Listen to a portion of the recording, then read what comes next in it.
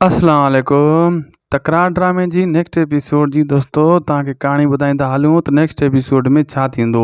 मीर आख़िर छा कंदो, नवाब खान खे मीर मुंहुं कीअं ॾींदो, छा पंहिंजी भेण खे कंहिं ॿिए पासे छॾे ईंदो, पोइ मूसा सां हिकु थी करे नवाब खान सां जहिड़ो कंदो मीर, यानी आशू खां पंहिंजो पलांद कंदो मीर। छा मूसा जेको आहे भावल जो पलांद सिजावर खान खां कंदो या इन खे छॾे ॾींदो।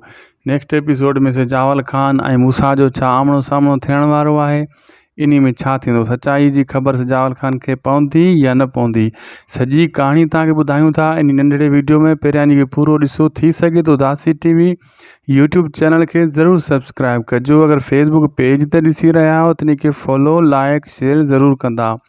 पहिरीं ॻाल्हि दोस्तों, मीर खे ख़बर पइजी चुकी आहे त मूसा ऐं असां जॾहिं हिकु हुआसीं, ताक़त असांजी घणी हुई, हाणे अलॻि थी विया आहियूं त हाणे असां कंहिं कम जा न रहिया आहियूं, असां मुक़ाबिलो नथा करे सघूं।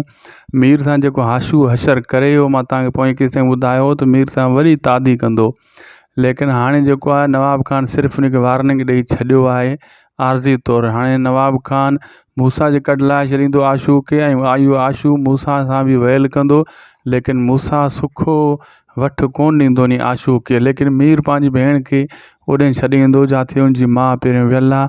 पोइ जेको आहे मीर मूसा सां ठाह करण जी कोशिशि कंदो ऐं दुश्मननि सां विढ़ण जी कोशिशि कंदो।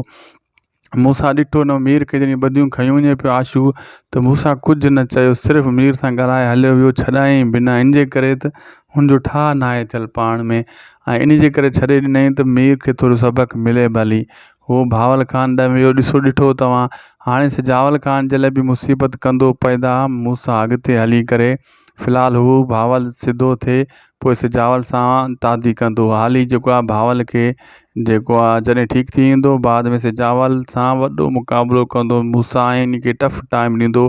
लेकिन सिजावल खे बाद में असलियत जी ख़बर बि पइजी वेंदी। हिन टाइम बि सिजावल परेशान आहे त मूसा आख़िर अहिड़ो क़दम छो खयों, लेकिन बाद में जॾहिं उनखे ख़बर पवंदी त मूसा न खयों क़दम, लेकिन मुंहिंजी ग़लति फ़हमी जे करे मूं गोलियूं हलायूं मूसा ऐं सारा ते। इन क़रीब इन्हनि जो जेको आहे जहिड़ो वधंदो पहिरियां, पोइ वरी कुझु घटि थींदो जॾहिं नवाब खान इन्हनि जे मथां चढ़त करे वेंदो, ऐं आशू ऐं मूसा जो बि टकराउ अन क़रीब नेक्स्ट एपिसोड में थियण वारो आहे। असांखे ॾींदा इजाज़त, मिलंदासीं नेक्स्ट वीडियो में। ख़ुदा हाफ़िज़।